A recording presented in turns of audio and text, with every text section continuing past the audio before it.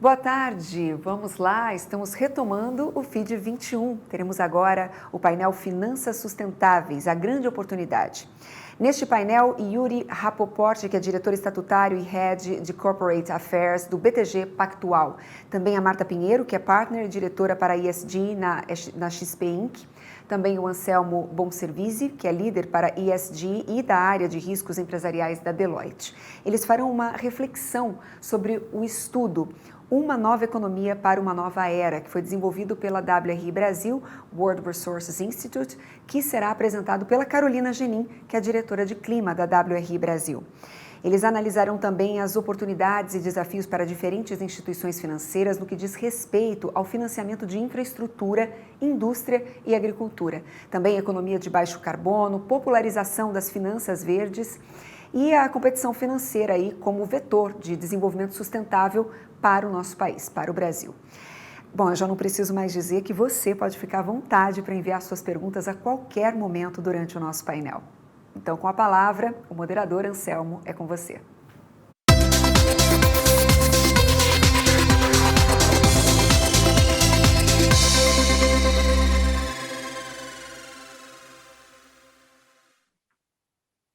Olá, muito boa tarde a todos. Espero que estejam me ouvindo bem. Em primeiro lugar, agradecer o convite do FID 21 de estar aqui junto com essas pessoas brilhantes, né, que vão falar sobre ESG, debater um pouco sobre ESG, colocando o seu melhor, né, numa iniciativa como essas, que tem sido eu diria até uma visão pessoal, uma estrela norte, né, dentro dos negócios, de forma que a gente possa unir o melhor dos negócios para os shareholders e o melhor dos negócios para os stakeholders, ou seja, criando um ambiente positivo, um ambiente que vai trazer muitos ganhos para as pessoas, o planeta, né, com prosperidade positiva.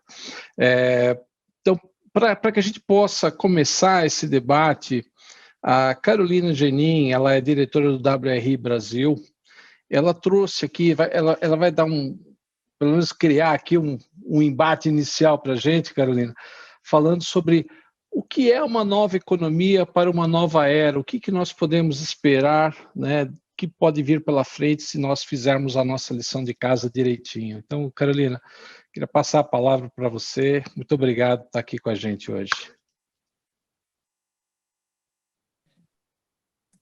Obrigada, Anselmo, por esse convite. Boa tarde a todos.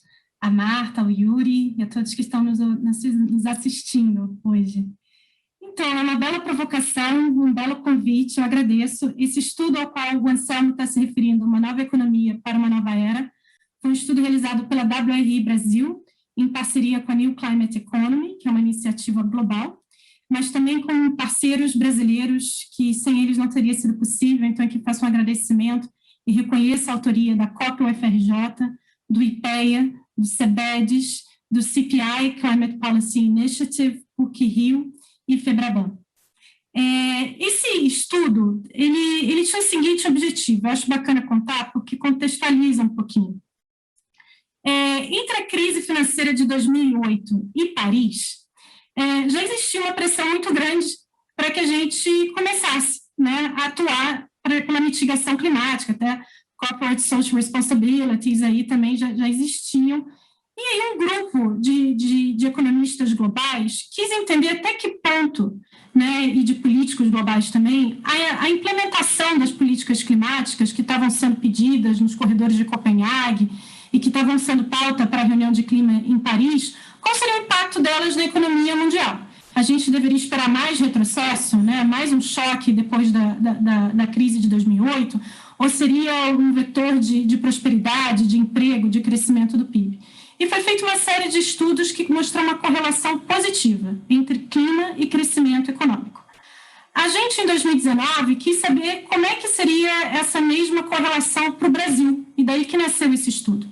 Porque a gente estava num cenário de numa recessão econômica, a maioria dos estudos que tinham sido feitos sobre uma possível transição econômica para o Brasil, enfim, oportunidades e desafios, já estavam mais ou menos completando uma década, tinham sido escritos quando o Brasil estava num momento econômico diferente. Então, a gente se colocou esse desafio de entender o que significaria para a economia brasileira nesse momento, que acabou coincidindo com a pandemia, optar, então, por uma retomada verde, né, para a gente reaquecer a nossa economia e disputar de novo o mercado. E isso, o que esse estudo traz, que são elementos que eu acho que são muito interessantes aqui para essa discussão, o primeiro deles foi o seguinte, que um cenário de retomada verde para o Brasil, com maior ou menor ambição, como mostram os cenários, já seria mais positivo do que ficar na economia como ela está, né, no business as usual. Então, que seria interessante para o Brasil realmente buscar caminhos de uma transição para uma economia de baixo carbono. Por quê? Porque qualquer um dos cenários que a gente estudou, haveria crescimento de PIB e haveria crescimento de empregos. Então, por exemplo, crescimento de PIB, no cenário mais ambicioso, a gente teria um crescimento de 2,8 trilhões de reais até 2030, adicionais em comparação à perspectiva da economia atual, né, se a gente não fizesse esse tipo de transição. E aqui eu acho que os ESGs têm um papel fundamental, para já conectar aqui com o nosso tema de hoje, que é exatamente encorajar a economia a dar esse passo, a sair da inércia do atual, porque, é claro, tudo em volta da gente, todo o nosso sistema é feito para a economia atual, para tudo que a gente, para o sistema atual. E, claro, mudar exige esforço, exige coragem, existe apetite de risco, e eu acho que os ESGs são uma ferramenta importante que podem ajudar o Brasil a tomar esse primeiro passo. Se a gente tomar esse passo, o que estaria pela frente? Outras coisas interessantes que vieram do estudo, que eu acho importante trazer, é o seguinte, essa rota de crescimento verde para o país não representa uma ruptura para a economia brasileira. Então, a gente conseguiria fazer essa transição tendo os principais setores da economia brasileira ganhando ao longo desse processo, que é um processo de longo prazo, né? Um outro conceito aqui importante para os ESGs. ASGs, perdão. Então, assim, não seria uma ruptura. Os principais setores econômicos do Brasil poderiam ganhar com isso. Então, a gente está falando aqui de infraestrutura, que o Brasil precisa, poderia atrair investimentos mais sustentáveis, verdes, para essa infraestrutura acontecer. A gente vai precisar atrair investimento internacional, então, fazer com critérios ambientais e sociais pode ajudar a atrair mais investimentos. A agricultura, que é peça-chave na nossa economia de hoje, pode continuar a ser uma peça mais chave ainda na economia de amanhã, numa economia de baixo carbono no Brasil. O Brasil tem toda a tecnologia e competência necessária para fazer uma agricultura de baixo carbono competitivo. Inclusive, o Ministério de Agricultura tem um plano, né, o Plano ABC, como é chamado, a gente tem plano de crédito para isso, é que precisa ser tão atraente e ter tanto dinheiro quanto o Plano Safra. E o outro setor seria o próprio setor da indústria.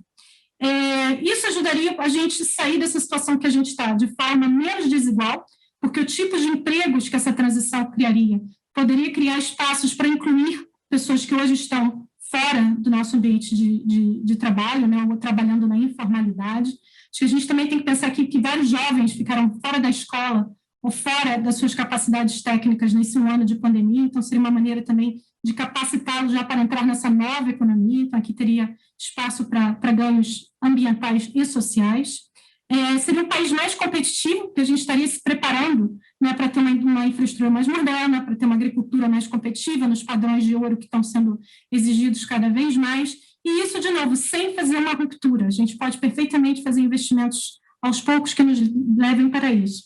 E uma das características que permitem isso é que o Brasil é uma questão de priorização. A gente não tem que inventar as coisas do zero, o estudo também mostrou isso, é uma questão de priorização de boas práticas que o Brasil já tem, de tecnologias que o Brasil já tem, de know-how que o Brasil já tem, e também de uso melhor de marcos regulatórios que a gente já tem, né, o que a gente vinha desenvolvendo. Então, aqui é importante a gente evitar retrocessos nesse momento. A gente pode ter debates entre a sociedade, isso faz parte, mas a gente tem que estar com muita cautela para os retrocessos dos nossos marcos regulatórios, que são importantes aí para essa transição. O Brasil poderia fazer um crescimento econômico totalmente desacoplado de aumento de emissões de gases de efeito estufa, né, que seria uma tendência importante. Então, a gente consegue crescer essa economia sem emitir mais. E um vetor importante aqui é que a gente consegue fazer esse crescimento livre de desmatamento, que hoje é uma parte importante da nossa matemática aí de emissões. Isso é possível porque a gente já tem muita área degradada no Brasil, então o mapa Biomas mostra que o número de terras degradadas, a quantidade de terras degradadas no Brasil é o equivalente a terras cultiváveis no Brasil, não estou dizendo Amazônia, estou dizendo Brasil inteiro. E, por exemplo, uma meta, se o Brasil se colocasse a meta de recuperar 12 milhões de hectares, que foi uma meta que já esteve na nossa NDC, né, nos nossos compromissos com o Acordo de Paris. Hoje, recuperar 12 milhões de hectares significaria um investimento de 25 milhões de reais. Isso é equivalente a 11% de um ano do Plano Safra. Então, uma questão de priorização. A gente tem as condições de fazer, são escolhas que o país tem que fazer, são escolhas em sociedade, mas são escolhas que a gente pode discutir e decidir fazer ou não. Outras possibilidades seriam, por exemplo, o Brasil fala muito, né, de ser uma potência de energia eólica e solar, que isso é uma área que a gente pode crescer. Isso é certo. E, por exemplo, a gente poderia fazer instalação de fábricas de equipamento de energia solar térmica no interior do Nordeste. E isso mobilizar toda uma nova economia para uma zona rural, né, que tem poucos empregos, que tem pouco acesso à energia permanentemente. Isso abriria vários resultados positivos, porque você traz internet, você traz saneamento, você traz outras coisas. Então, seria uma possibilidade também de criar economias locais, porque essa nova economia, né, dessa nova era que a gente colocou, também é uma economia mais descentralizada em muitos casos. Então, você permite novos núcleos econômicos surgirem, onde hoje talvez não há. E aí, um debate importante que a sociedade brasileira tem que ter, por exemplo, a Amazônia. Então, uma questão difícil, mas, por exemplo, regiões muito isoladas, que já têm populações morando, seria o caso de produzir, ajudá-los com biomassa, energia provocada por biomassa, né, produzida por biomassa, e ali gerar uma pequena economia, mas que estaria ligado de forma sustentável a outros meios de infraestrutura e ecossistemas de negócio, que permitiria aquela região se desenvolver socialmente sem abrir mão da biodiversidade, da sociobiodiversidade que a cerca. Temos tecnologia para isso, temos conhecimento para isso, mas é um desafio de país que merece toda a nossa atenção e cautela ao desenhá-lo. Eu acho que, por último, eu gostaria de ressaltar aqui a questão da infraestrutura. Então, o Brasil é um país que precisa de infraestrutura em todas as suas regiões. Temos como, por exemplo, um número que a gente sempre gosta de mostrar é que entre 1995 e 2017, o Brasil gastou 180 bilhões reconstruindo infraestrutura que é incapaz de sobreviver ou de resistir a eventos extremos. E a gente vem vendo isso com frequência, né, nos verões, etc., as cidades brasileiras.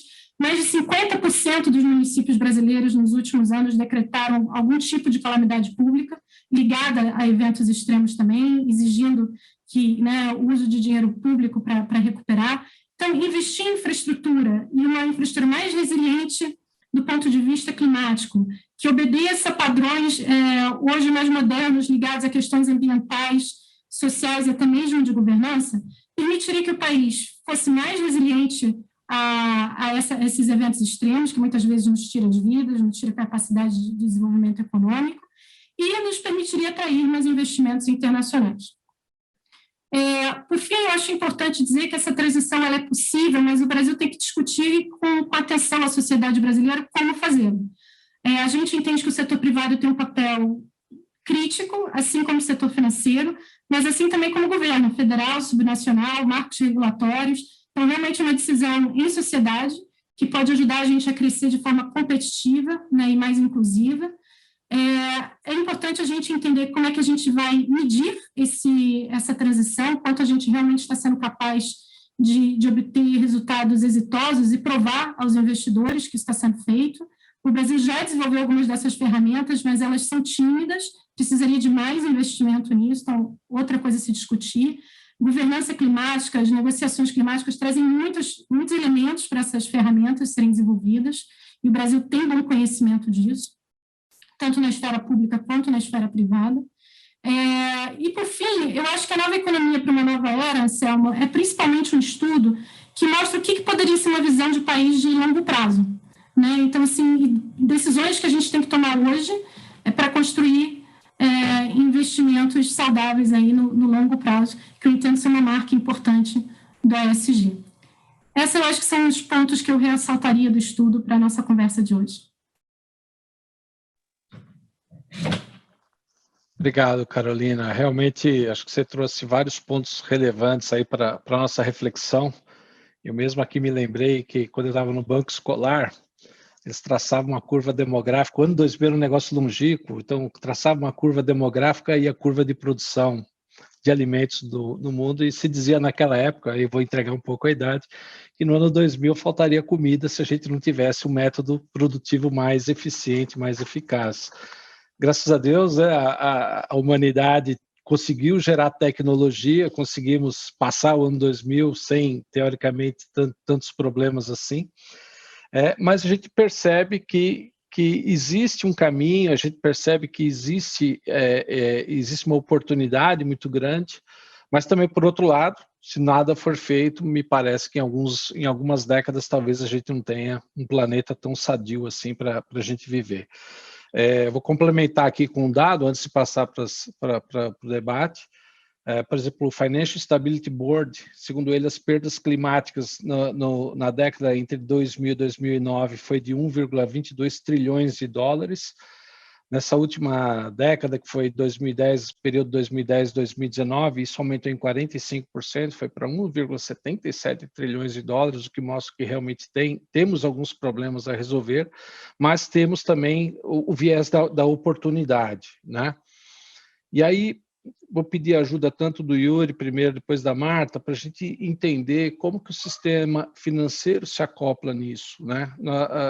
Só um dado a mais, uma pesquisa da Deloitte com executivos financeiros do mundo inteiro mostrou que o ESG entrou como primeiro lugar na pauta dos executivos, como uma das agendas mais desafiadoras, e passou inclusive cyber. Cyber não é que deixou de ser coisa fácil, né? Mas passa cyber como desafio em si, mas também como uma oportunidade. Então, Yuri, queria ouvir você um pouquinho sobre essas reflexões que foram colocadas aqui para a Carolina, seu ponto de vista, por favor. Nos brinde aí com suas... Anselmo, super obrigado aí pela oportunidade, agradeço ao pessoal do FID 21, é muito bom estar aqui, um fórum super qualificado como esse, inclusive comentar em cima do trabalho da Carolina, da WRI é um prazer enorme, conheço bem a organização também, atualmente trabalho com a Raquel Biderman na Conservação Internacional, sou presidente do Conselho da CI, e antes de começar aqui, Anselmo, e, enfim, vou me ater ao meu tempo, mas eu queria dizer uma coisa, esses últimos 2, 3 anos têm sido incríveis, a jornada de todos nós, tenho certeza que para a Marta também, mudou muito, e é impressionante como esse tema hoje de ESG, investimento de impacto, ou ESG, investimento de impacto, é um tema inerente à nossa atividade. Eu estou nessa jornada há muito tempo, eu sou a co-head da área de investimento de impacto e ESG no banco, além de várias outras áreas, estou focado muito nisso, e rapidamente vale dizer que é muito interessante ver que a minha vida, na verdade, sempre se pautou por atividades fora do trabalho. Eu sou presidente da conservação, sou fundador do Instituto Bacuri, sou embaixador do Balé do Paraisópolis, sou conselheiro do V5 e do Parceiros Voluntários, e também sou do Instituto Socioambiental do ISA. Então, todo o terceiro setor pautou minha vida, e agora, quando eu começo a unir tudo que eu faço no terceiro setor com o banco, isso está sendo perfeitamente possível pela primeira vez, estou há 27 anos no mercado financeiro, pela primeira vez eu estou conseguindo conciliar o que eu faço fora do banco, o que eu faço dentro do banco. E uma primeira consideração inicial, a gente tem que falar isso, é que assim, os bancos estão mudando, sem dúvida nenhuma, e mudando para melhor, no meu modo de ver, na forma de entender o mundo, né? Eu acho que a iniciativa privada está entendendo que ela tem que cumprir o seu papel, é impossível a gente deixar na mão de governos, a sociedade civil, associações, a gente tem que cumprir o nosso papel. Eu acho que nós coletamos bem spreads, a gente atende bem o cliente, nós fazemos belíssimos IPOs, mas a gente precisa fazer mais. Eu acho que os bancos têm que entender, os executivos e sócios, eu sou sócio desde 2000 aqui do banco, que a gente precisa deixar um legado. E o que vem puxando hoje os bancos a isso, não é só essa pandemia que trouxe um momento de reflexão para todos nós, clientes, contrapartes, prestadores de serviço, investidores. Essa nova geração que está vindo aí já vem com DNA diferente, a gente percebe isso. Hoje, não basta ser cliente de um banco, a gente quer saber, o cliente novo, ele quer saber o que esse banco faz pelo meio ambiente, o que ele tem de engajamento social, como ele se preocupa com aquilo que gravita em torno da sua atividade. Isso é super importante. Então, chegou a hora dos bancos, de fato, fazerem um papel muito representativo.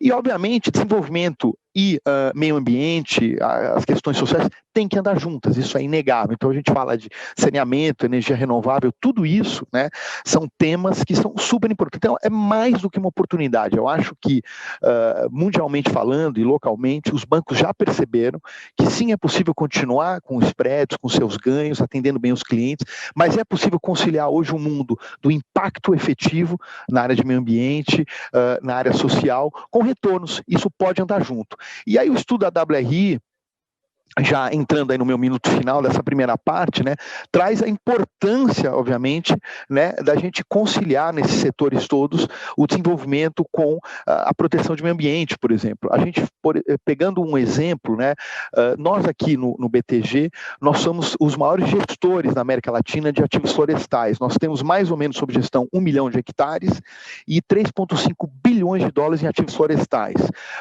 Estudos espalhados em regiões aqui, distintos estados do Brasil, em áreas antigas pastagens devastadas, em que a gente desenvolve o plantio de florestas comerciais. Há uma grande mudança na nossa visão nisso também. Hoje, nós estamos lançando, por exemplo, todo o novo produto de fundo florestal, 50% das novas áreas adquiridas vão ser utilizadas para reflorestar e 50% para plantar madeira comercial. Um jeito diferente de fazer. Antigamente, 20% reserva legal, 80% planta madeira comercial, agora metade nós vamos reflorestar com espécies nativas. É uma grande mudança. Por quê? Porque isso é muito bacana, sem dúvida nenhuma, é incrível, mas a gente sabe que isso interessa ao cliente, interessa ao investidor, e a gente não quer perder a oportunidade de deixar um footprint muito representativo em todos os setores. Por enquanto, obrigado, Anselmo. Oi, Yuri, adorei seu speech, adorei, realmente ele traz muita, assim, eu diria, vou dizer aqui, esperança, né? No melhor sentido da palavra, um otimismo que a gente vê. E Marta, como é que você tem visto isso? Você está na XP, eu acho que você conecta muito bem os vários mundos que nós temos, o investidor, enfim, com os fundos. Como é que você está enxergando tudo isso? Olá, boa tarde aí, obrigada também, queria agradecer pela oportunidade aí de falar um pouco com vocês e de ter tão boa discussão.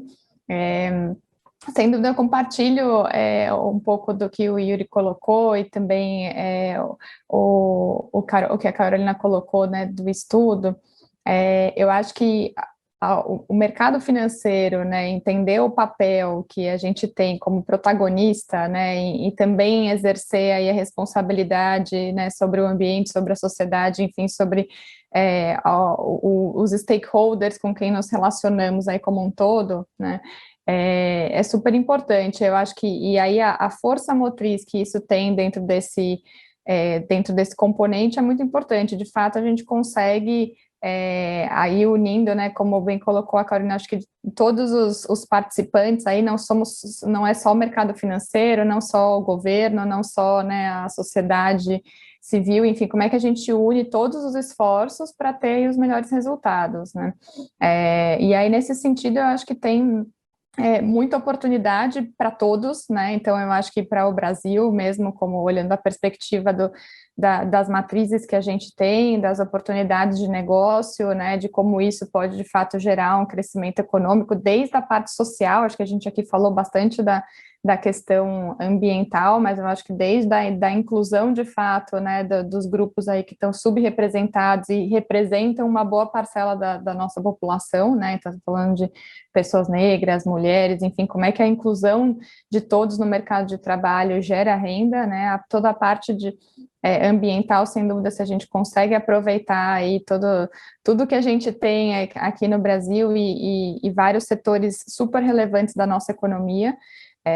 E aí eu acho que está todo o mercado de capitais, todo o mercado financeiro, como é que a gente olha para todas essas oportunidades, né, e do ponto de vista de investidor ou também aí de atuante nesse ecossistema, né, seja em qualquer que seja o elo dele, ou desde de cliente, né, para a gente aqui como um investidor, até mesmo participante aqui dos fundos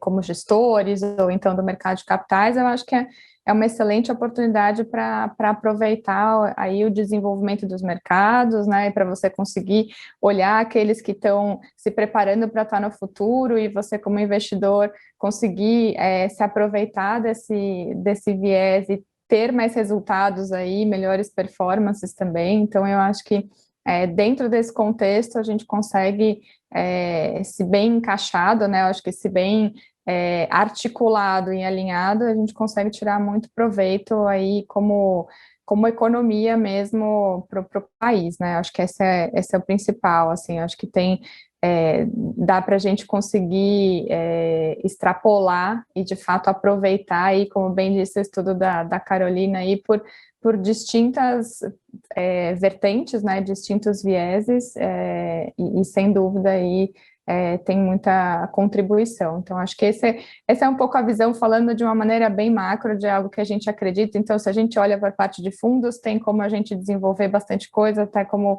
o Yuri deu alguns exemplos. Se a gente olha no mercado de capitais, também tem bastante coisa para ser desenvolvida, outros produtos financeiros, por que não, que a gente ainda não tem, né, no Brasil tão presentes como produtos sustentáveis, que a gente pode aí criar, e oportunidade para trazer novidades aí. Então, acho que também, além de tudo, né, a gente conseguiria trazer e estimular, né, como é que a gente consegue olhar os setores aí, infraestrutura, agricultura, energia, entre outros, e estimular ainda mais para que essa cadeia sustentável consiga se desenvolver. Muito legal, Marta. E ainda citando esse estudo feito pelo WRI, a Carolina falou sobre 3 itens na nossa economia que são relevantes, né? Um deles é a infraestrutura, o agronegócio, e o terceiro, a própria indústria, né? Nesse estudo do WRI, segundo dados que eles colocam do próprio Banco Mundial, a infraestrutura é um dos principais fatores, é um dos principais pilares de desempenho econômico, e o Brasil está muito atrasado em indicadores globais de infra, de logística social e econômica, ou seja, a gente teria muito espaço aí para melhorar. Acho que liga um pouco com o que você está falando, Marta, dessas oportunidades que a gente está colocando aqui.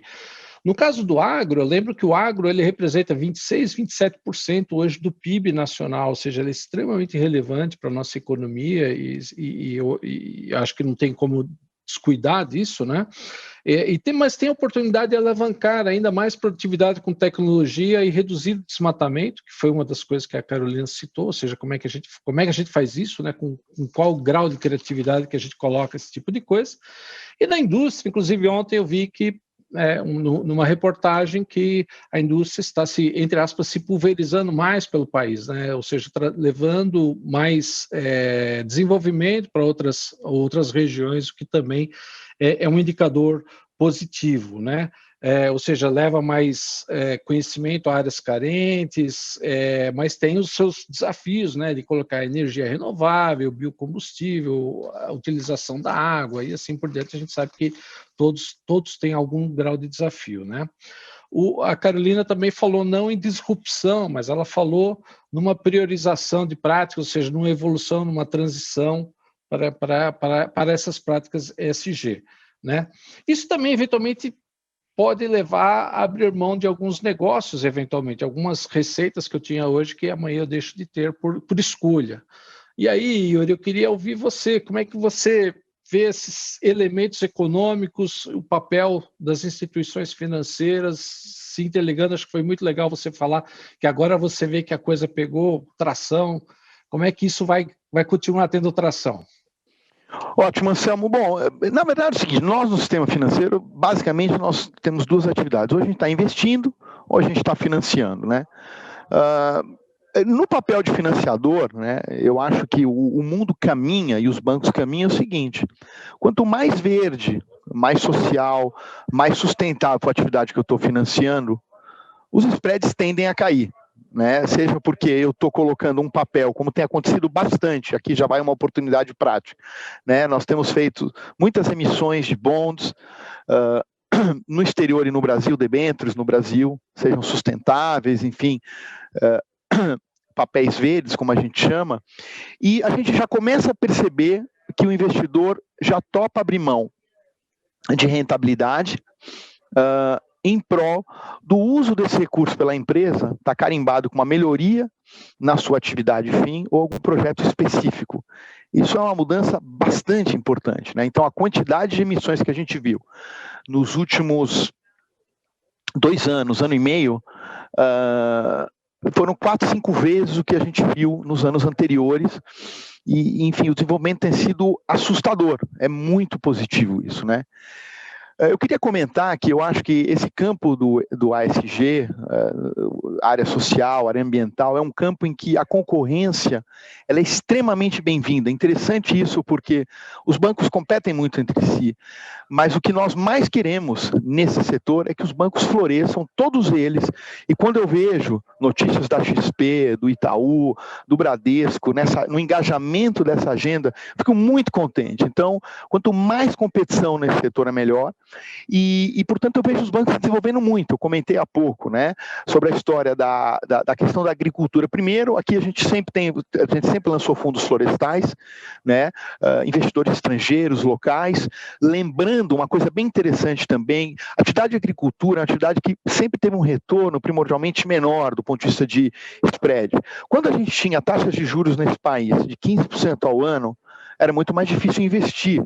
Hoje nós temos uma taxa de juros de 1 dígito, portanto se tornou muito mais atrativo. Os fundos florestais, por exemplo, fundos de ativos de floresta, fundos de agricultura, fundos de terra, é a mesma dinâmica. O investidor jamais se interessaria, existindo um ambiente de, não só inflacionário, mas um ambiente de um CDI muito alto, o investidor quer buscar 15%, 20% de retorno.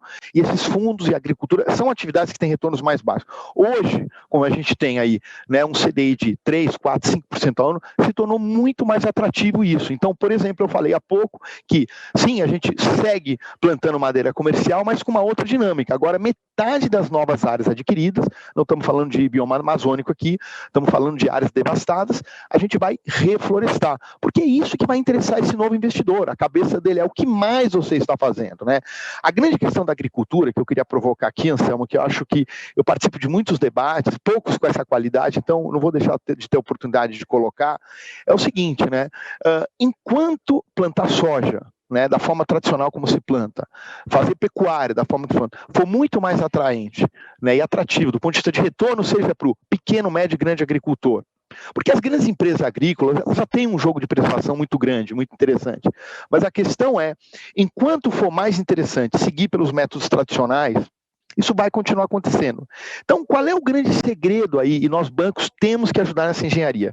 Primeiro é prover um capital mais consciente nesse mundo de transição, em que você tem que ter uma agricultura e atividade de baixa emissão de carbono acontecendo a despeito dos retornos mais baixos. Você tem que financiar isso, você tem que promover esse tipo de financiamento.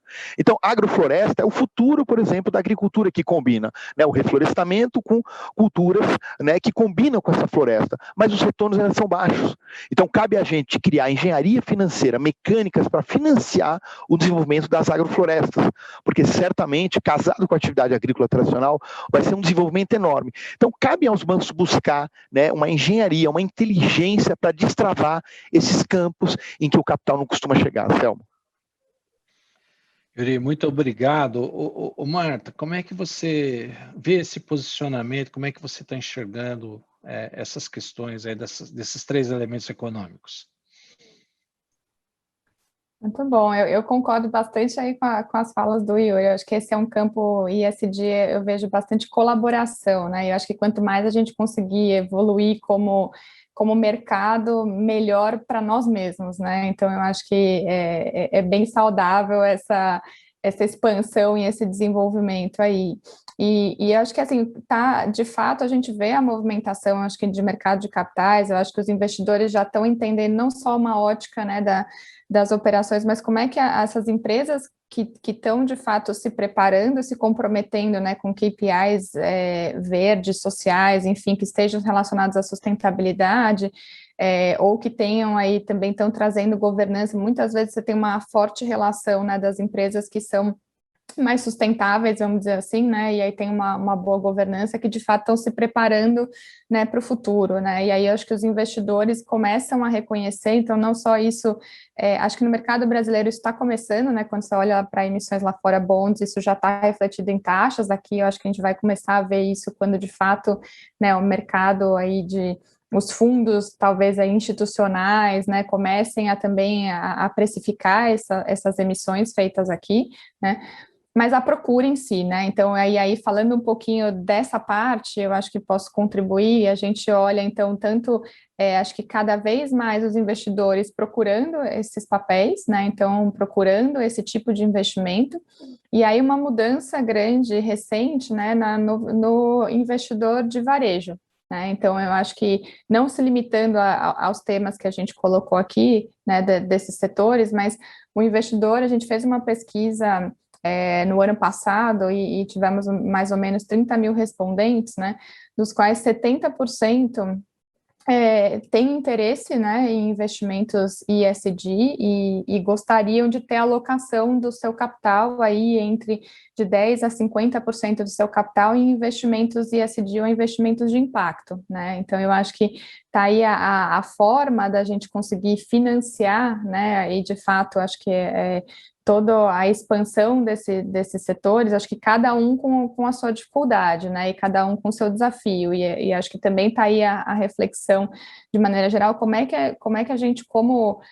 país, né, e todas as instâncias, acho que expandindo o papel de cada uma, né, dentro, como é que a gente consegue prover os mecanismos de incentivos, né, relacionados a cada setor da economia, como é que a gente consegue prover os mecanismos de regulamentação também, novamente, para a gente conseguir dar segurança aí a todos os elos, né, pertencentes à cadeia. Sejamos nós, como instituições financeiras, para cada vez evoluir mais, né, em todas as características, seja na parte climática, para conseguir dar disclosure de informações, né, e conseguir passar essa visibilidade para os investidores, seja os investidores também tendo segurança de que tipo de ativos que eles estão comprando, então o que pode ser falado, ser chamado, né, ESG ou não, enfim, como é que você diferencia, como é que você tem acesso a essas informações, então eu acho que esse contexto todo, né, a gente conseguindo desenvolver, né, e preparar,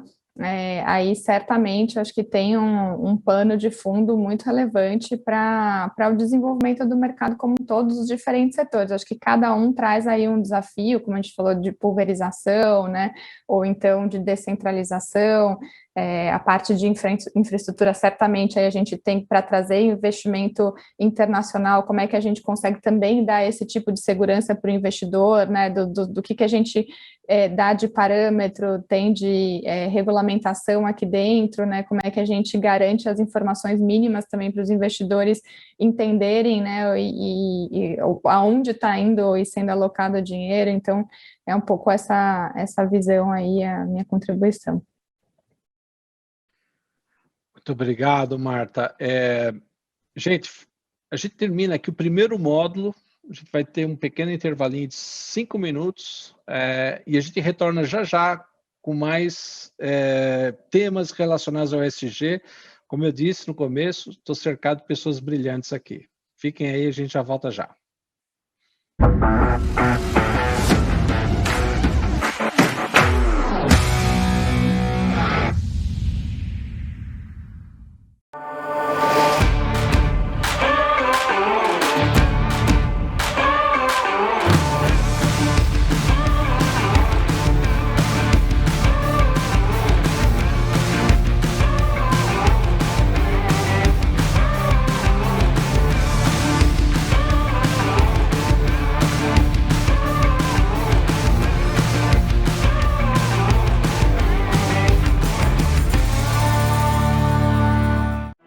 We started with computers. We didn't stop at computers. We didn't stop at storage or cloud. We kept going, working with our customers to enable a kind of technology that can guide an astronaut back to safety and help make a hospital come to you instead of you going to it. So when it comes to your business, you know we'll stop at nothing.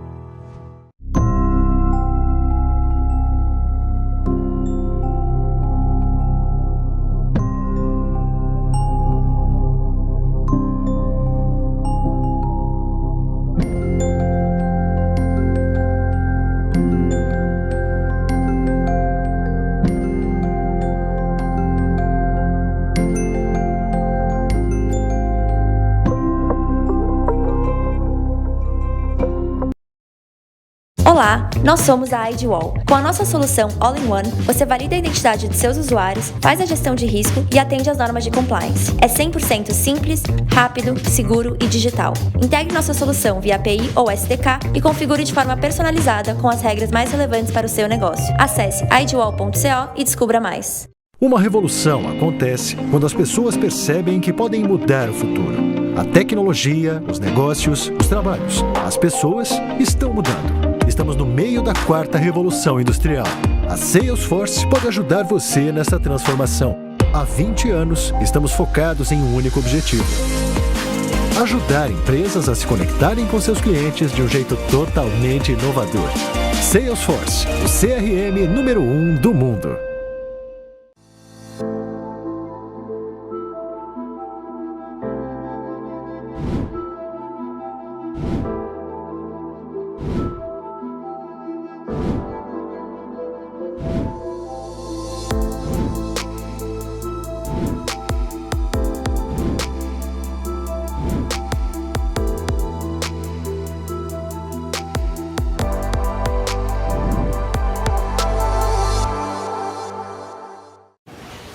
How's the IT department liking the Now platform? Every time it takes care of something for us, we celebrate. How often does...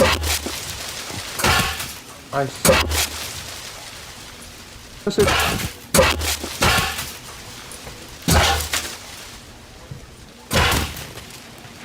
Got it. ServiceNow, the smarter way to workflow. Well, here we are again, at the beginning of everything. Hello, AI. AR. IoT. IE. The digital and total transformation of how we live, move, and work. Yes, we're all set to harness some extremely powerful ideas. And we say, giddy up. Change is our chance to make the world we want. Combining creativity, technology, and business, we can elevate the experience of everything for everyone. But this cannot be done alone, as there is no one person on Earth that can connect all these dots to create the bigger picture. Luckily, not one person. So, take charge of the change. And let's begin.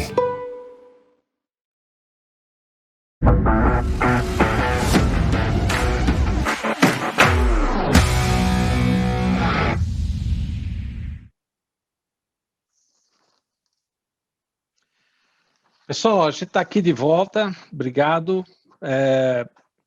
Essa terceira parte, né, da nossa discussão, do nosso debate, nós vamos falar sobre os desafios para popularizar as finanças verdes. Né? Finanças verdes têm por base, normalmente, atividades financeiras estruturadas, né, criadas para assegurar um resultado ambiental, um impacto positivo. É isso que a gente está falando, de uma certa maneira. Isso pode incluir temas, mas não é limitado a energia mais eficiente e renovável, controle de emissão de poluição, a gente pode falar da conservação da biodiversidade, a gente pode falar de iniciativas de economia circular, a gente pode falar de uso sustentável de recursos naturais, tem muita coisa para falar, de reciclagem, enfim, a lista é enorme. Aqui não é nosso objetivo estressar todas as vezes, mas tem muita oportunidade, né? No mercado de green bonds, por exemplo, a gente nota que existem oportunidades, a gente já falou um pouquinho aqui, a gente talvez possa falar um pouco mais, mas os debatedores vão falar exatamente sobre isso. Para vocês terem uma ideia, segundo alguns dados, por exemplo, nos Estados Unidos, nós temos a emissão de green bonds em 180 bilhões de dólares, na China em 110. Aqui no Brasil, nós ainda temos um pequeno valor, não é tão relevante assim, segundo os dados que eu tenho da UBS, são em torno de 3 bilhões de dólares, o próprio Chile está um pouco à frente da gente, o que significa que, embora essa seja uma má notícia, também traz uma oportunidade muito grande, né? E também aí eu queria colocar nesse caldeirão o fato de que em algum momento nós vamos sair dessa pandemia, né? Tenho certeza que a gente vai sair dessa e vamos partir aí para essa nova economia, essa nova era que foi citada, né? E temos aí um caminho longo a percorrer, uma jornada, não é um destino final, não é um endpoint, né? E aí eu queria ouvir das pessoas que estão aqui, né, o que faz sentido, né, falar sobre desafios e oportunidades para popularizar a economia verde. Vocês já citaram alguns pontos, mas eu queria colocar um pouco mais na mesa esse debate, né, para que a gente possa aprender mais com vocês. Então, vou começar com você, Yuri, por favor, o que você tem a nos dizer sobre essa questão?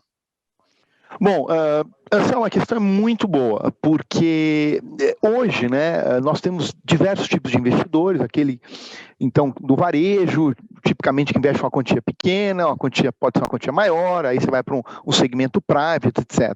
Eu acho importante hoje que há um interesse em todas as categorias de investidores por produtos sustentáveis, produtos verdes, sociais. Isso é uma realidade.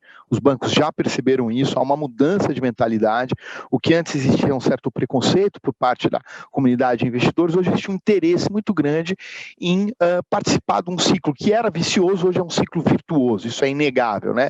Você mencionou, por exemplo, a questão dos bonds. Eu queria trazer um número super interessante aqui.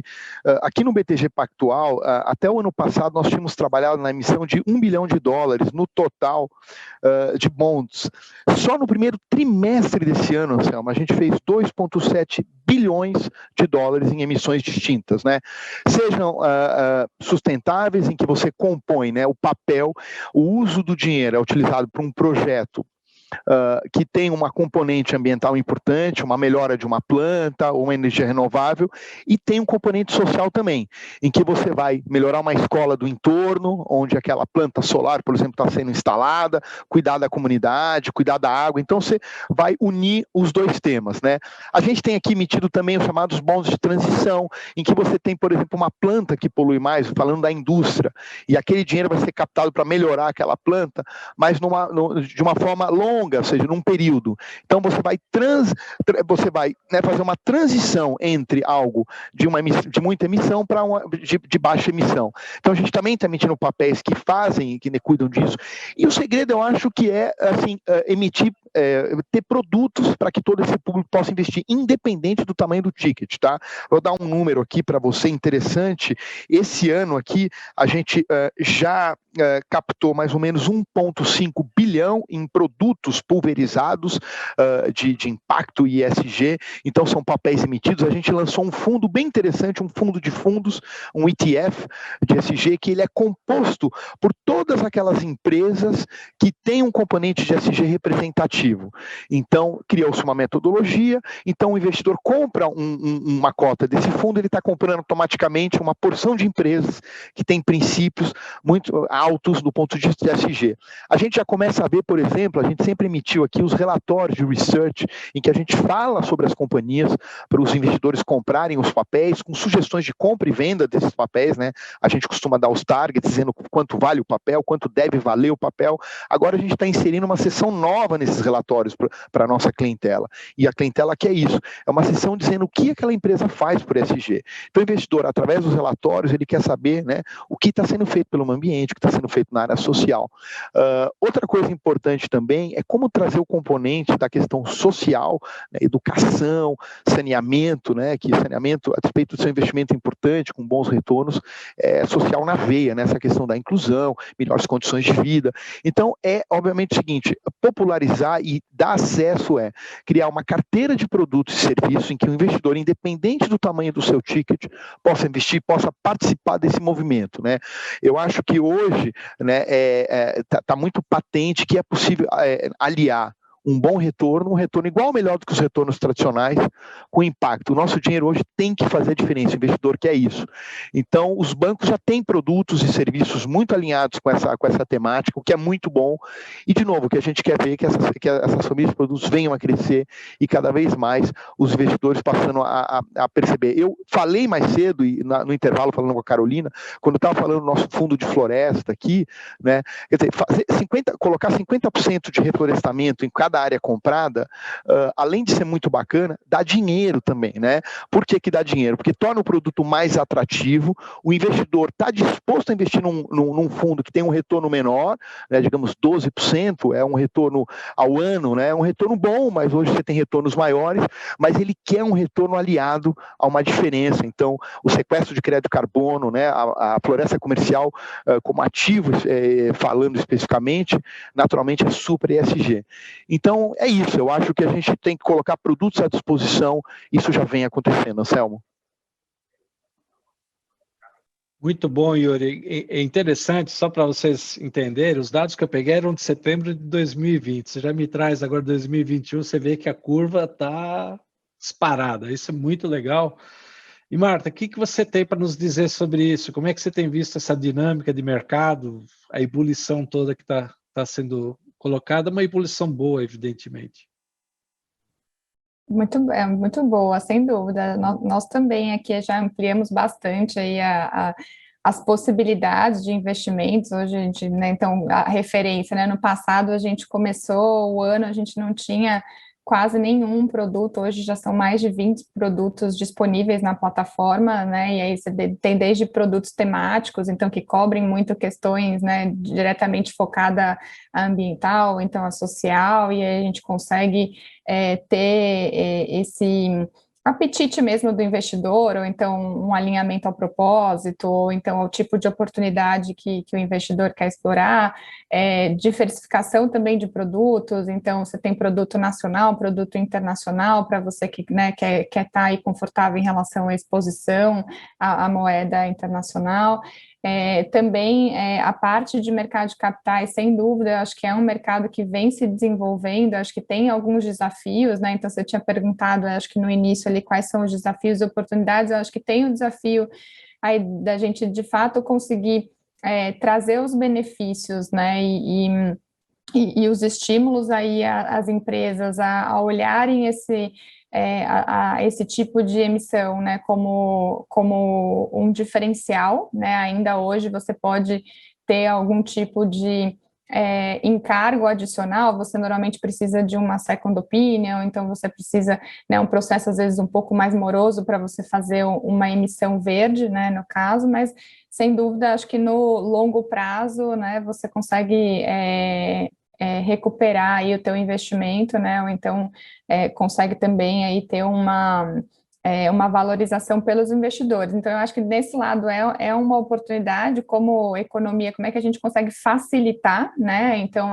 que as empresas tenham acesso, não só grandes empresas, médias empresas, mas que tenham acesso a esse mercado, né, e que isso seja, de fato, democratizado, né. E aí está a oportunidade mesmo de, acho que cada vez mais o acesso ao capital vai estar atrelado, sim, aos fatores sustentáveis, né, então aqueles que não estiverem se adequando vão ter mais dificuldade de conseguir acesso a financiamento, né, a também conseguir direto, né, conseguir ou mesmo aí questionamentos dos investidores, cada vez eu acho que isso vai se apertar, né, e a gente vai ter que responder aí como empresa a cada vez mais questões, né, e aí eu acho que tem do lado aí de criatividade e inovação ainda como você mesmo falou, né, Anselmo, acho que o nosso mercado ainda está se desenvolvendo, né, ainda está no início, apesar de ver um forte crescimento, se a gente compara só esse primeiro semestre agora, quase do ano, versus o ano passado, né, a gente já ultrapassou as emissões que foram feitas no ano, né, tanto em quantidade e aí também em valor, então acho que o mercado vem crescendo, também a quantidade de produtos, agora a gente ir conseguindo ajustar e criando as condições aí para essa expansão, né? Nós mesmos da XP fizemos recentemente uma operação para, inclusive, foi um CRI verde para financiar a nossa vila, né? A Vila XP, que é toda sustentável, aí tá embasada nos padrões aí mais rigorosos de sustentabilidade. Então, eu acho que como é que você consegue relacionando todos esses mecanismos, né? Então, na parte de infraestrutura, aí você tem toda uma construção, né, verde, que segue padrões de LEED, por exemplo, aí você relaciona o funding, né, dessa obra, por exemplo, a esses padrões. Então, eu acho que cada vez a gente vai conseguindo criar esses mecanismos aí no mercado e até conhecimento mesmo, né? Tem muitas empresas chegam até nós aí para entender quais são as possibilidades, né? Então, as variações, os tipos de instrumentos são diferentes, cada um deles, né? Uma hora você atrela o uso do dinheiro a uma destinação específica, ou então você se compromete, né, estou falando tudo de mercado de capitais, aqui você se compromete a uma emissão, a que você preencha alguns, e que você chegue ali a alguns KPIs pré-definidos. Então, acho que o entendimento de todo esse mecanismo, né, de tudo que as empresas precisam fazer, também é importante a gente ir educando e tendo cada vez mais informação e conteúdo para, de fato, o mercado aproveitar essas oportunidades.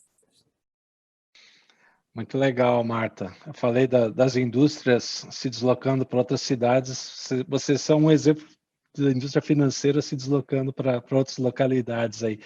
E Carolina, toda vez que a gente faz um estudo, faz uma pesquisa, a gente sempre tira uma foto, faz uma avaliação, vê os caminhos possíveis, e aí a gente escutou alguns caminhos possíveis que estão sendo não só desenhados, mas implementados. O que você pode dizer para a gente sobre tudo isso que está acontecendo? Qual que é a sua visão? Obrigada, Anselma. Eu queria fazer uma conexão dessa pergunta com a anterior, que a Marta e o Yuri responderam, porque eu acho que essa questão, né, de popularizar as finanças verdes, financiamentos vão estar acontecendo no mundo o tempo todo, para bem ou para mal, para manter o status quo, enfim, não para. Seja qual for esse financiamento, ele tem um impacto no mundo real, ele tem um impacto na vida das pessoas, se as cidades vão ser menos ou mais desiguais, se as florestas vão continuar, né, ser o que representam para nós hoje. Então, eu acho que essa questão de fazer a conexão entre o financeiro e o mundo, né, a realidade que nos cerca, ela é crítica, principalmente sob o olhar das mudanças climáticas. A mudança climática é considerada a maior falha de mercado da nossa história, né? Houve um tempo que a gente não sabia disso, hoje a gente já sabe. A gente pode usar, né, então, voltando à sua pergunta, os mecanismos de financiamento de hoje para ajudar numa transição econômica que permita mitigar essa falha de mercado. A gente não precisa viver com ela para sempre. Só que o tempo urge. A gente está numa situação complicada economicamente no Brasil, então escolhas financeiras podem ajudar o Brasil a criar mais empregos, a ser menos desigual, a ter suas matas, né, bem preservadas. E o que isso representa? Isso representa construir um país diferente, um país mais moderno, um país mais justo, um país mais seguro, porque questões climáticas estão diretamente ligadas à segurança alimentar, à segurança hídrica, principalmente em cidades como São Paulo, né? Está ligado a vários tipos de coisas que nos trazem qualidade de vida. Então, eu acho que isso seria importante. O que esse estudo mostra é como é possível fazer isso sem grandes perdas, sem grandes danos, né, sem ser disruptivo, se preparando para isso, num cenário de 15, 20 anos, e que é uma tendência mundial. Então, a gente não estaria fora da curva, né? Fora a gente vai ficar se a gente não fizer nada e achar que tudo bem. E a gente realmente vai estar se distanciando cada vez mais das tendências econômicas do mundo hoje. Bem legal, Carolina, obrigado. Eu acho que essa é uma interpretação muito, muito bacana que você trouxe. E aí eu vou passar para o nosso tema final. É a competição financeira como vetor de desenvolvimento sustentável para o Brasil, que é uma coisa bastante ampla, né? É um tema muito amplo, né? Ele inclui fatores endógenos, exógenos, as instituições, o mercado como um todo. A gente vem por aí o Open Banking, que vai trazer mais algumas novidades. Enfim, temos várias transformações em andamento, e é isso que a gente tem visto ultimamente, mudanças e transformações. Veremos algumas escolhas no mercado, né? Algumas empresas certamente irão pela trilha ESG, outras talvez não.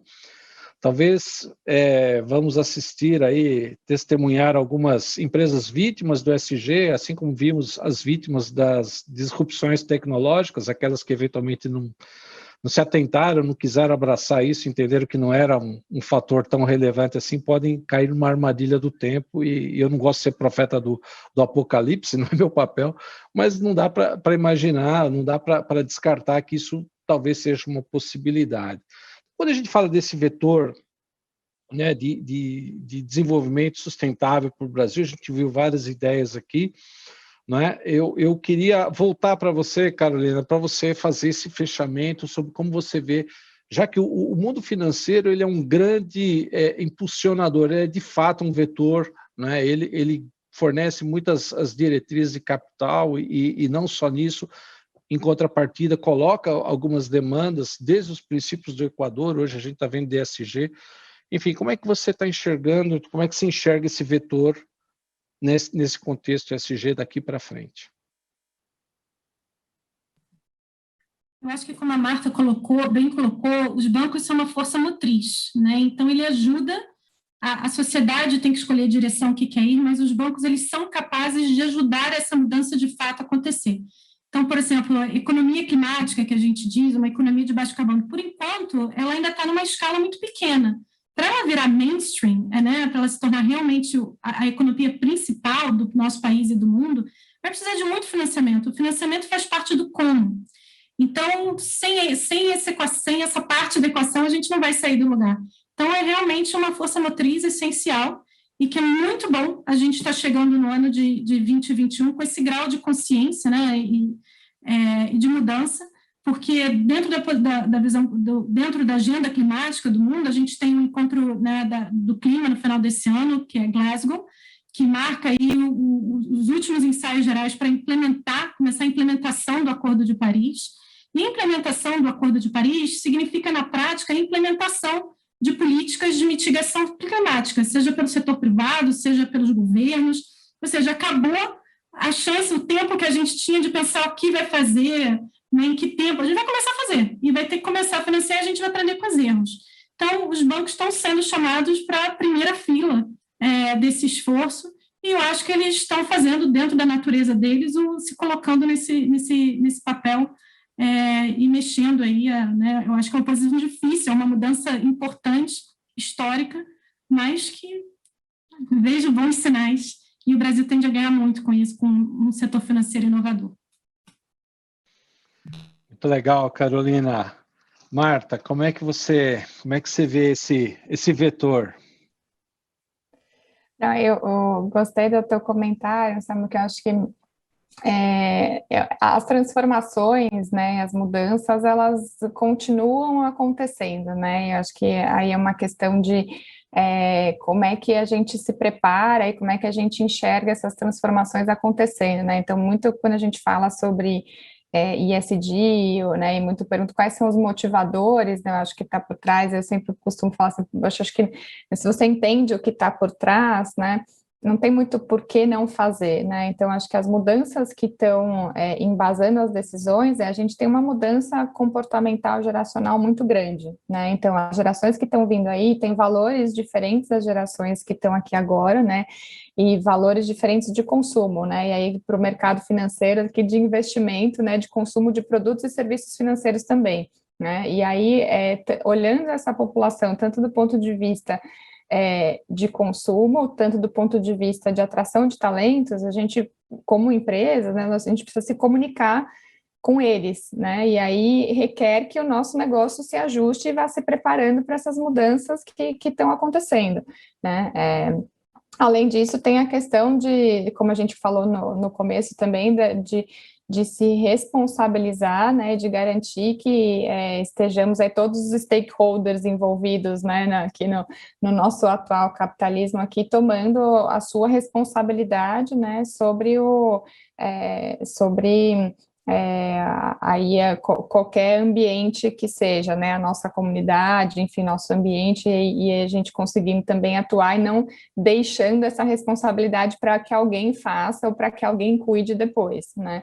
Então, eu acho que a mescla dessas motivações aí, elas ajudam a mostrar o caminho, né, então quem está se preparando, né, e está entendendo essa atuação, né, vai entender essa transformação. E eu acho que a gente tem um momento agora de transformação onde a velocidade de mudança ela já é muito maior do que há 10 anos atrás. Então, ou a gente se adequa, né, e traz aí e joga a favor aí com toda a tecnologia e inovação, né, ou de fato vai acontecer isso. Certamente a gente não verá algumas empresas, né, que existem hoje, existindo daqui a 10 anos, 5 anos, ou ainda mais rápido do que isso, né, e outras que vão surgir aí e vão existir, né. Então, eu acho que dentro desse contexto, eu acho que esse tema é um tema extremamente relevante, né, em diferentes âmbitos, né, então quando a gente fala na questão de educação, como é que a gente educa toda a população que a gente tem no mundo, né, e como é que a gente consegue diminuir essas desigualdades, quando a gente olha do ponto de vista de recursos naturais, eles são finitos, né, e o impacto, né, o nosso impacto na sociedade é cada vez maior, então como é que a gente lida com isso, como é que a gente consegue não ir jogando esse problema cada vez mais para frente, né, então acho que é só um pouco essa reflexão aí dessa visão aí de mudanças, né, e sem dúvida nenhuma o mercado financeiro também tem que se adequar, né, então eu acho que, como você bem mencionou aí, outras mudanças acho que ainda vindo, como é que a gente dá mais acesso né, ao mercado financeiro, como é que ele se ajusta aos novos padrões de consumo, às novas necessidades, né, dos seus clientes, como é que ele consegue atender cada vez melhor, acho que a experiência também é diferente, a integração, né, da vida, né, digital versus a vida não digital, vamos colocar assim, esse é um grande quebra de paradigma também, então eu acho que tem todo esse contexto aí para a gente se adequar. Marta, muito legal ouvir você falando isso, e aí eu vou pedir então, Yuri, a sua visão sobre esse novo ambiente, vamos dizer assim, que cada dia se transforma, cada dia traz novidades para a gente aí, por favor. Legal, Anselmo. Bom, eu acho o seguinte, nos últimos anos os spreads vêm caindo, né? Os spreads no Brasil são muito altos, inegável, seja de pessoa física, pessoa jurídica. Você tem aqui dificuldade de execução de crédito, enfim, tem uma série de situações e motivos por isso. O setor bancário, né, é um setor sempre visto com certo receio por muitos outros setores da sociedade, justamente porque, a despeito de prestar um bom serviço, você tem essa questão de altos spreads, enfim. É uma questão que a gente não pode deixar de olhar. Mas aí você tem a tal da bancarização, da digitalização, e aí você começa a ver a democratização do acesso aos bancos, porque você começa a ter uma série de outros bancos aparecendo. Hoje você faz tudo de forma digital, então o acesso a banco ficou muito mais fácil, o que é muito bom, o que eu acho muito bom. E aí vem o tal do ESG, né? Nos últimos 2 anos, se acelerou muito com a pandemia, o que é muito bom também, e aí as empresas, bancos começam a olhar para isso e, de fato, executar políticas, implementar políticas, assinar uma série de acordos que são importantes, em que você assume compromissos, né, agências multilaterais, etc., a ter uma conduta, né, e a mirar sua bazuca para essa questão do meio ambiente, dessa questão social e da questão de governança também, né? Então, isso começa a acontecer, e a primeira fase é uma fase de uma certa euforia, né, obviamente todo mundo querendo fazer, o que é muito bom, e eu acho, Anselmo, que a próxima fase que a gente vai viver é o mercado exigindo, investidores, stakeholders, clientes, né, de fato as ações dos bancos, né, nos filões mais difíceis para você escalar essa dificuldade que é solucionar essa agenda ambiental e social. Isso é super importante. Explico. Os capitais bancários, né, eles obviamente sempre se direcionam onde você tem maior retorno e menor risco, né? Inegavelmente, onde se tem menor retorno e maior risco é onde estão as maiores dificuldades. Por exemplo, financiar o pequeno e médio produtor, a agricultura familiar, a agrofloresta, né, as culturas menores do açaí, das castanhas, tem milhares aí de cadeias produtivas importantes espalhadas pelo Brasil, o shortfall de energia, por exemplo, né, as comunidades carentes, o saneamento, né, aí que está o grande desafio e aí que a gente vai conseguir escalar. E aí eu acho que, de uma forma geral, os bancos vão ter que aparecer nesses setores, e eu acredito muito que eles aparecerão, né? Acho que os bancos perceberam, e não foi tardiamente, acho que as coisas acontecem quando elas devem acontecer, que nós temos que ocupar esse papel. Nós somos fundamental para financiar, por exemplo, o desenvolvimento das empresas. Você pegar hoje o mercado de capitais, nós estamos levando esse ano à Bolsa 40 empresas, é muita coisa, né? Hoje, quando a gente faz um prospecto de uma empresa que vai à Bolsa, antigamente não se olhava o aspecto ESG, hoje tem lá uma seção.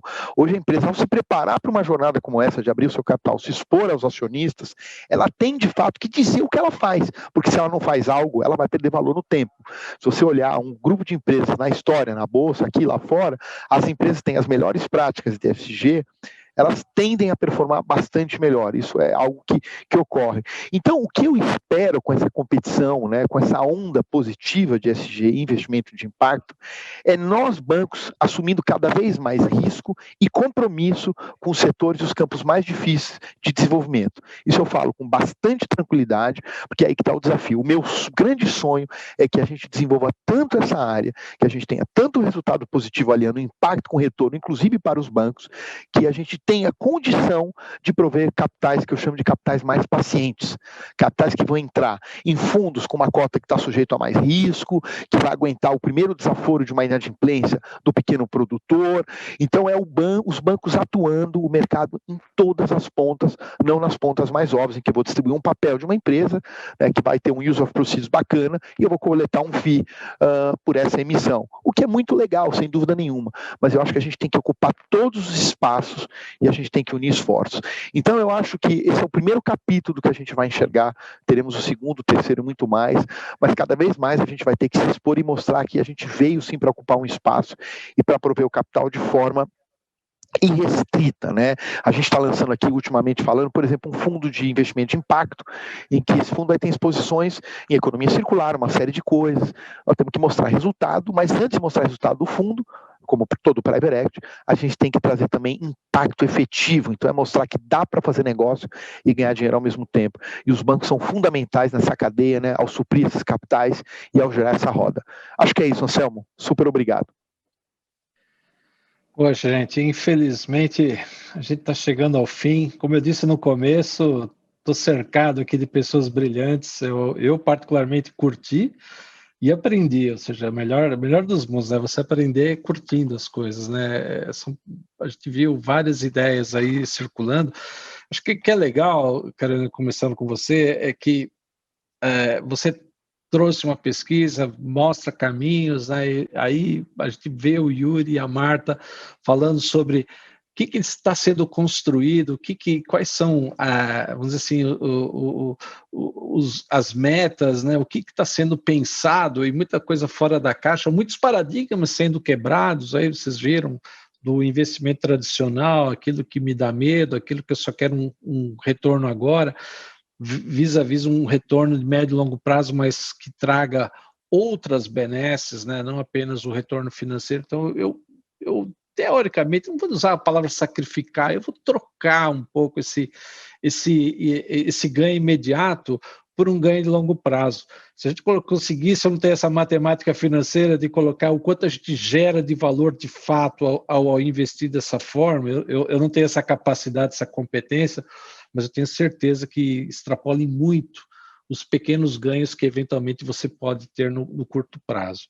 Eu, particularmente, vou confessar um sonho que eu tenho de menino, que é ver o Pinheiros limpo, né? Quem sabe a gente tem alguma coisa aí que faça os nossos pinheiros, quem é aqui de São Paulo sabe, nossos pinheiros Tietê que passam por aqui ficarem limpos, né? Então, a gente pode sim construir algumas coisas melhores. Eu queria terminar agradecendo muito vocês. Eu, de novo, repito, aprendi demais e curti bastante esses momentos aqui. Muito obrigado pela oportunidade. Obrigado, Anselmo. Obrigada a vocês todos aí. Obrigado a todos. A gente termina. Obrigado, gente. Tchau. Tchau.